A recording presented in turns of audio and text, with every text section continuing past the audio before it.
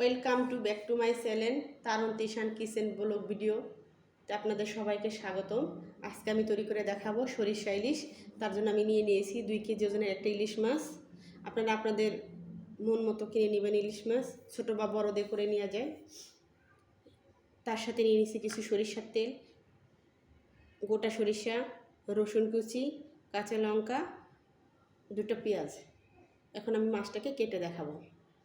মাছটাকে নিয়ে নিয়েছি, এখন কেটে নেব।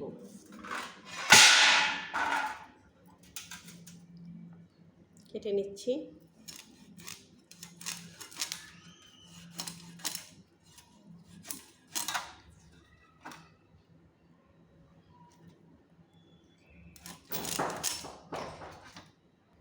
কেটে নিচ্ছি।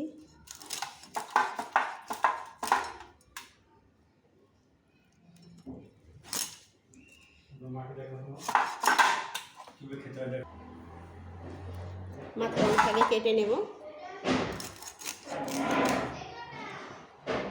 মাথার অংশ মাছের পেটের মধ্যে প্রচুর পরিমাণ ডিম হয়েছে, অবশ্যই সাবধানে কেটে নিতে হবে। সাবধানে কেটে নেব। ডিমটা কেটে গেল।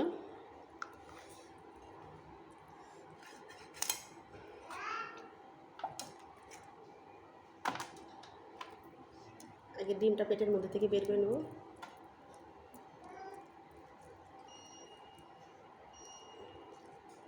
বের করে এক সাইডে রেখে দিচ্ছি। তেল হয়েছে মাছে।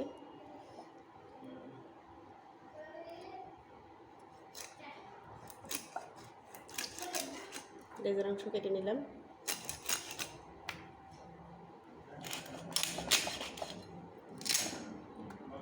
দেখেন কত বড় বড় ডিম হয়েছে। এখন সম্পূর্ণ মাছটা কেটে নেব। মাছের মাথাটা আমি আলাদা করে কেটে নিব কচু শাক দিয়ে রান্না করার জন্য। এটা সরিষা ইলিশের মধ্যে দেবো না। এই যে কেটে নিয়েছি, এখন মাছগুলো ধুয়ে নেব। মাছ কেটে নিয়ে ভালো করে ধুয়ে পরিষ্কার করে নিয়েছি। এখন মশলা করে নিব। নিয়ে নিয়েছি কিছু সাদা জিরা, এটাকে বেটে নেব।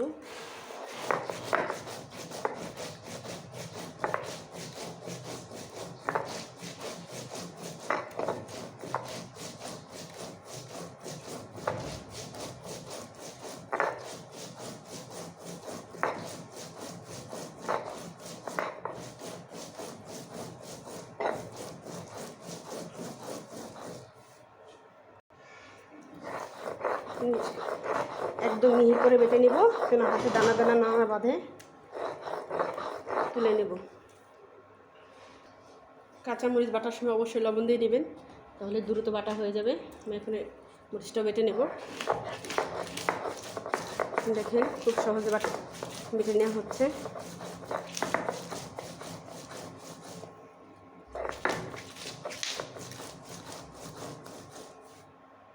পেঁয়াজ আর রসুনগুলো বেটে নেব।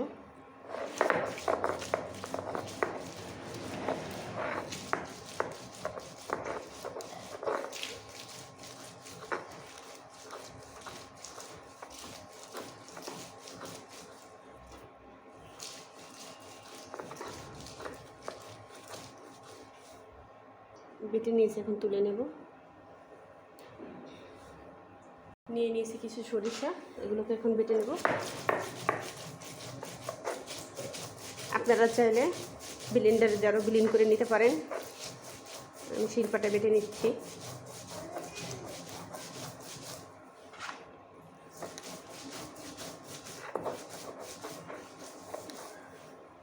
আমি 3 বাটা দিয়েছি। 3 বার এখন আমি তুলে নেব। বাটা হয়ে গেছে একদম, দেখেন ফিনিশ হয়ে গেছে, কোনো গোটা গোটা নেই।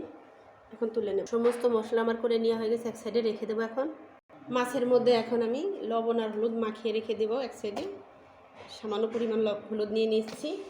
এখন দিয়ে নেবার ভিতরে সামান্য পরিমাণ লবণ দিয়ে মাছটিকে ভালো করে হলুদ লবণ মাখিয়ে নেব। মাছে লবণ হলুদ মাখিয়ে এক সাইড করে রেখে দেবো 10 মিনিটের জন্য রেস্টে। চুলাতে একটা প্যান বসিয়ে তার মধ্যে দিয়ে দেবো পরিমাণ মতো সরিষার তেল।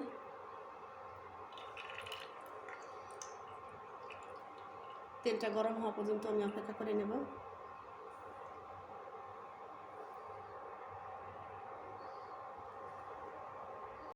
তেলটা গরম হতে আমার 5 মিনিট সময় লাগবে, 5 মিনিট পর্যন্ত। 5 মিনিট পরে ফিরে আসবো, আমার সঙ্গে থাকুন। ফিরে এলাম 5 মিনিট পর। বন্ধুরা দেখেন তেলটা গরম হয়ে গেছে। আমি এক এক করে মশলাটা দিয়ে দেবো। দিয়ে নেব পেঁয়াজ আর রসুন বাটা,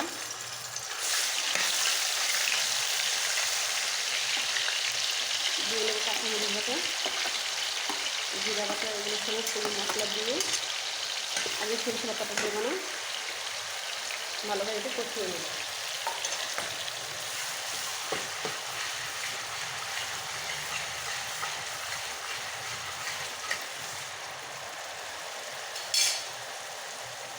দিয়ে নেব স্বাদ মতো লবণ, দিয়ে নেব স্বাদ মতো পরিমাণ মতো 1 টেবিল চামচ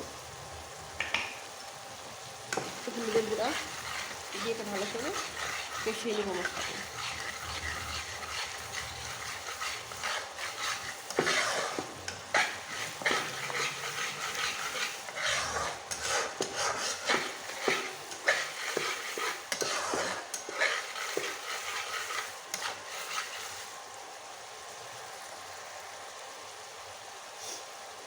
আমার ভিডিওটা যদি আপনাদের ভালো লেগে থাকে অবশ্যই লাইক করবেন, শেয়ার করবেন, সাবস্ক্রাইব করে আমার পাশে থাকবেন।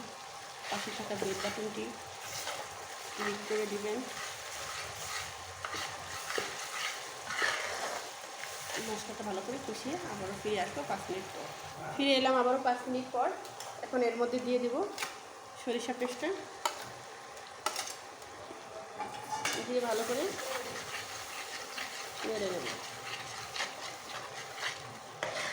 সমস্ত মশলাকে ভালো করে একসাথে মিশিয়ে নেব।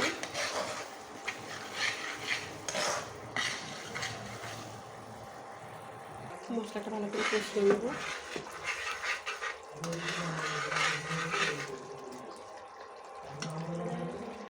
মশলাগুলো কষানো হয়ে গেছে, তারপরে সমস্ত মশলা দিয়ে দেবো।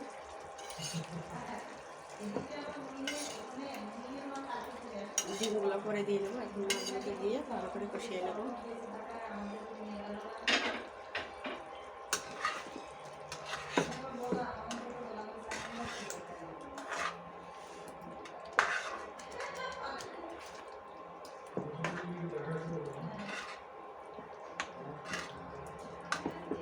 দিয়ে নিয়েছি, ভালো করে মাছগুলোকে এখন কষিয়ে নেব।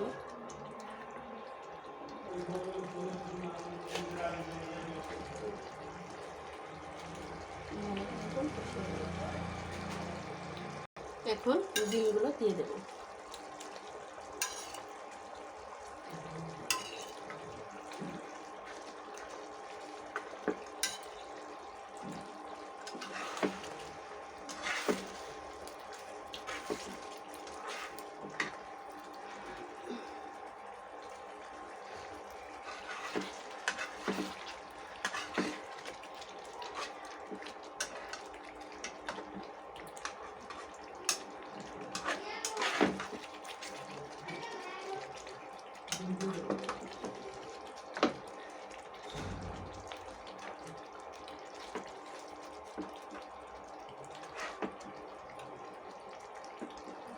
আবারও কিছুক্ষণ ভালো করে কষিয়ে নেব।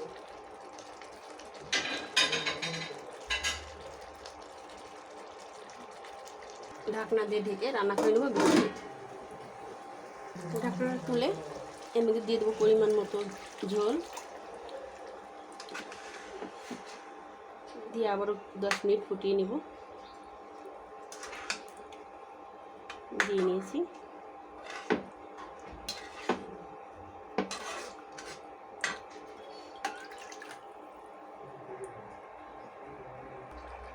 ঝোলটা হয়ে গিয়েছে প্রায়। এখন ভেজে রাখা জিরার গুঁড়ো দিয়ে আবারও 2 মিনিট রান্না করে নিয়ে নামিয়ে নেব। আপনারা একবার হলেও বাসায় এইভাবে রান্না করে খেয়ে দেখবেন, আশা করি সবার ভালো লাগবে। আপনারা আপনাদের মন মতো ঘনত্ব রাখবেন, কে কেমন ঝোল খেতে চান, পাতলা বা ঘন। আমি মোটামুটি ঝোল রেখেছি। 2 মিনিট ফুটিয়ে নেব।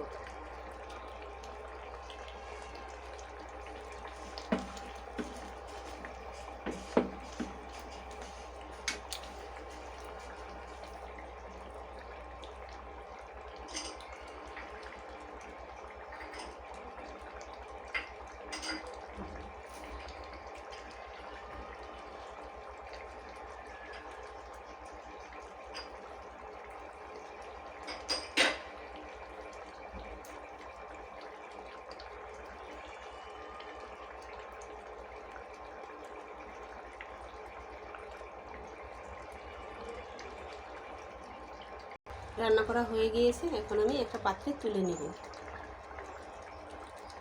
তুলে নিয়ে নিয়েছি, এখন আবার মাছগুলো খাওয়ার জন্য একদম উপযোগী। আপনারা একবার হলে বাসায় এভাবে রান্না করে খেয়ে দেখবেন, আশা করি ভালো লাগবে। সবাই ভালো থাকবেন, সুস্থ থাকবেন। সবাইকে ধন্যবাদ।